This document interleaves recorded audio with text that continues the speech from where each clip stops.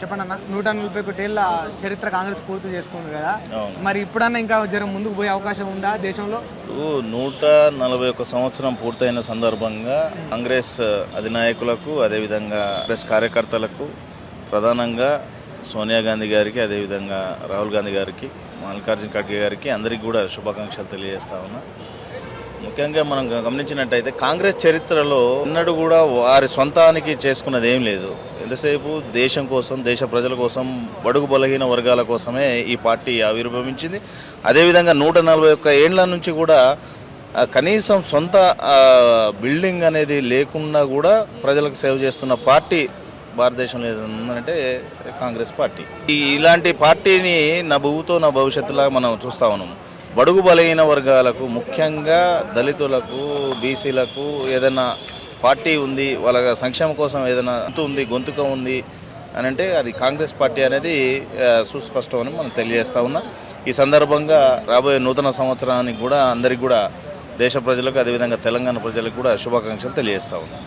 ఇప్పుడు కాంగ్రెస్ పార్టీ మరి ఇన్నేళ్ల చరిత్ర పూర్తి చేసుకుందని మాత్రం ఘనంగా చెప్పగలుగుతున్నారు, కానీ మరి ప్రజల్లో ముందుకు వెళ్ళబోతుంది, ఖచ్చితంగా గిన్ని సీట్లు గెలవగలుగుతాం, దేశంలో అధికారం రాగలుగుతామన్న అష్యూరెన్స్ ఇవ్వగలుగుతారా? షూర్, తప్పకుండా. రాబోయే కాలం కాంగ్రెస్ దే.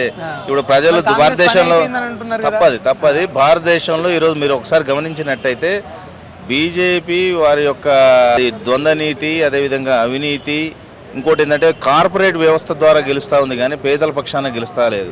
ముఖ్యంగా మీరు ఒకసారి గమనించినట్టయితే ఒకటి పేదలే కానీ ఎన్నడూ కూడా సీట్ల కోసం పాకులాడిన పార్టీ కాంగ్రెస్ పార్టీ కాదు. ప్రజా సంక్షేమం కోసం పాకులాడింది కాంగ్రెస్ పార్టీ. రాజకీయాలను అంటే ఇప్పుడు మీరు ఒకసారి గమనించినట్టయితే బీజేపీ వాజ్పేయి కాలంలో ఉన్న బీజేపీ వేరు, ఇప్పుడున్న బీజేపీ వేరు. ఈరోజు సిద్ధాంతాలు పక్కన పెట్టి బీజేపీ అమిత్ షా, మోడీ ఎంతసేపు ఉన్న రాజకీయము, రాష్ట్రాల మీద దోపిడీ, కార్పొరేట్ వ్యవస్థల చేతిలో పెట్టడమే తప్ప ఈరోజు కూడా మీరు ఒకసారి గమనించినట్టయితే ఈరోజు కూడా వాజ్పేయి గారు ఒక్క ఓటు లేకున్నా పర్వాలేదు కానీ నా సిద్ధాంతాన్ని పక్కన పెట్టను అని చెప్పిన గొప్ప నేత వాజ్పేయి గారు. అలాంటి బీజేపీ ఈరోజు రాష్ట్రాల వాళ్ళ మెజారిటీ లేకున్నా డబ్బుతో కావచ్చు, అధికార బలంతో కావచ్చు కొంటా ఉన్నది. సో ఇంకోటి గెలుస్తుంది. ఎగ్జాక్ట్లీ. ఇంకోటి ఏంటంటే ఓటు చోరీ. జనాలు కాదు, ఇక్కడ జనాలు ఓట్లు వేసేది ఉన్నారు, కానీ తప్పుడు ఓటు అంటే ఇప్పుడు మనం నమోదు చేసే క్రమంలో కావచ్చు, ఒక్కొక్క వ్యక్తికి ఇప్పుడు పక్కాగా రాష్ట్రంలో ఉన్న వ్యక్తులకు కూడా ఇక్కడ ఓట్లు ఇట్లా దాదాపు ఒక కొంత వందల లక్షల ఓట్లు కూడా బోకస్ ఓట్లు ఉన్నాయనేది రాహుల్ గాంధీ గారు సుస్పష్టంగా తెలియజేస్తూ ఉన్నారు. దానికి తగ్గట్టు కూడా మరి మానిటరింగ్ చేస్తూ ఉన్నారు, చెప్తా ఉన్నారు, కానీ ఇంతవరకు మరి ఎన్నికల కమిషన్ కానీ వారు కానీ స్పందన లేదు. అదేవిధంగా ఓటు చోరీ మీద కూడా పెద్ద ఎత్తున ప్రజల్లోకి పోవడం జరిగింది. రాబోయే ప్రభుత్వము దేశంలో రాహుల్ గాంధీ గారి ప్రభుత్వమే, ఇందులో ఎలాంటి సందేహం లేదు. దానికి అనుగుణంగానే అందరూ కూడా పనిచేస్తూ ఉన్నారు.